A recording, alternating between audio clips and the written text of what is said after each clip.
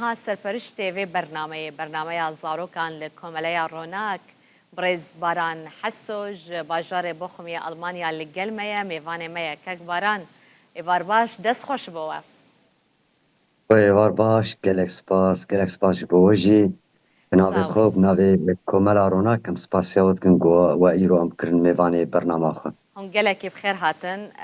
Bi rastî jî dema ku min ev vîdeo dîtin cihê kêfxweşiyê bû bo min. Bi awayekî gelekî ciwan hûn çîrokan awayekî gelekî xweş hûn çîrokan ji zarokan re dibêjin. Çend çîrok bêjê we hene? Belê. Ji xwe di serî de spasiya çi kesê ku di bernama me mer dibin alîkar em spasiya we dikin di rêya ekrana we re. Li pişt perdê gelek kes hene bi mer diwestin. Mebesta me ji bernama ji vê bernama ku em pêşkêş dikin li Komela Ronak ku em çawa ku stranên dengbêjiyê heta niha em bêjin zimanê Kurdî gelek gotin û hevok û devokên Kurdî parastî her wiha nav civaka Kurdî çîrokê jî gelek tişt parastî. Me xwest jî em vê di rêya vê bernamê re zarokên Kurda civaka zaroktiya wan em çê bikin. Ji ber ku ne din di rêwelatê xwe din hinekî dorî zaroktiya xwe ya Kurdî ne.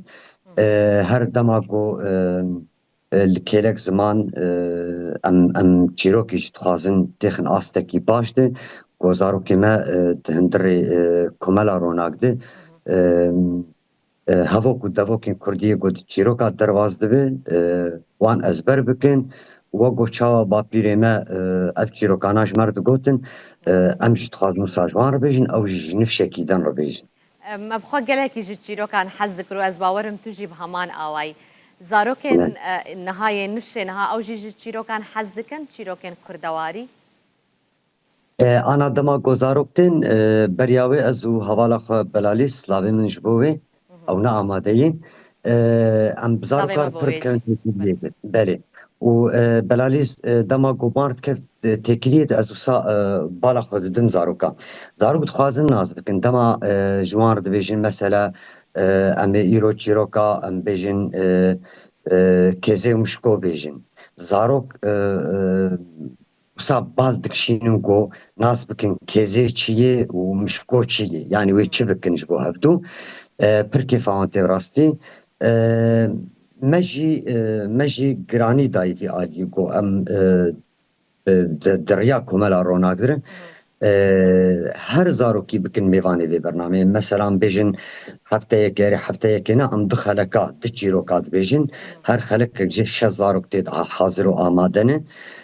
Yani bi temamî dibin 12 zarok her 6 xelekakê ne du çîrok tên gotin û her roja êniyê êvarî saet 5 jî çîrokek ji wan çîrokana wek dibe li ser YouTubeê, Instagramê û TikTokê, Facebookê tê belavkirin. Wate Em hûn dibînin du çîrok bêjin? na em ne di çîrok bêjin xalê rovî ezim xalê rovî ezim Belê, û hevala min jî belalî ji xwe wayî li ser ekranê xuyayî belê. ew çîrokê dibêje em her du bi hevdor dibin alîkar heta ku em çîrokê hazir dikin amade dikin em çîrokê çawa derbasî çîrokê bin te dî ji xwe di nav hemû civaka de hinek çîrok hene caran hinek wisa gotinên nedurist gotinên wisa Rast e. kirêtê hene em wan jî jê didin alî em wisa bi rengekî xweşik got em karibin di rêya vê bernama xwe re têkevin her malê de û her zarok jî lê temaşev û guhdar bikin. Ev çîrokên ku hûn ve dibêjin bi giranî ji kîjan çavkaniyan hatine berhevkirin û ji kîjan Herêma Kurdistana me? Belê. Ana ji bo wê em bêjin hinek çîrok hatin xwendin yê mamoste Fetah bû. Ji xwe pirtûkekî wî yê çîroka giyabû me em bêjin mamoste Ehmed İsmaîl ê nivîskar him wek dibe şano dinivîsîn him çîrok jî nivîsan dibûn û di heman demê de em digerin em li çîrokê digerin him ê ku me ezber kirî him jî ê ku ام بیژن هاتی گوتن ام تام تشکی سر وی نزانن ام لسر لیکولین دکن و بهتر حوالا من بلالیز لسر وی عادیت خبته و چیرو کتینه و وقت به لگوری قرالین گو به برنامه ام وی چیرو که پیشکش باش. دکنج با زاروکا.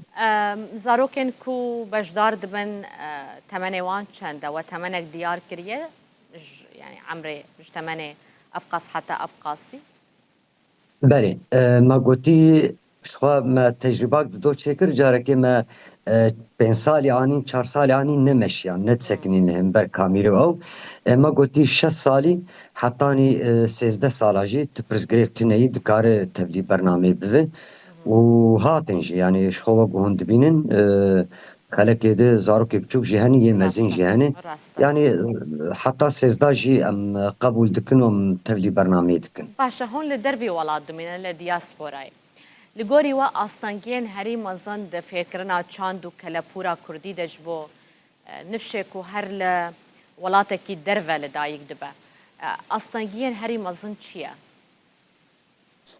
أنا ji bo me belkî wekî em bêjin vanên mezin ku hemen mezin hatin vê dera ji bo wan belkî pirsgirêk tune be. Lê rastî ji bo zarokê me yê ku li ji dervayê Kurdistanê jiyan dikin pirsgirêkekî gelekî mezin heye.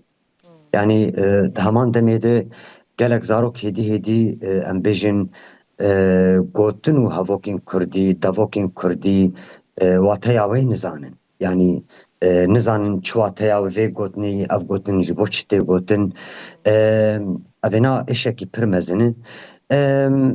Em bêjin ana di komela ronak de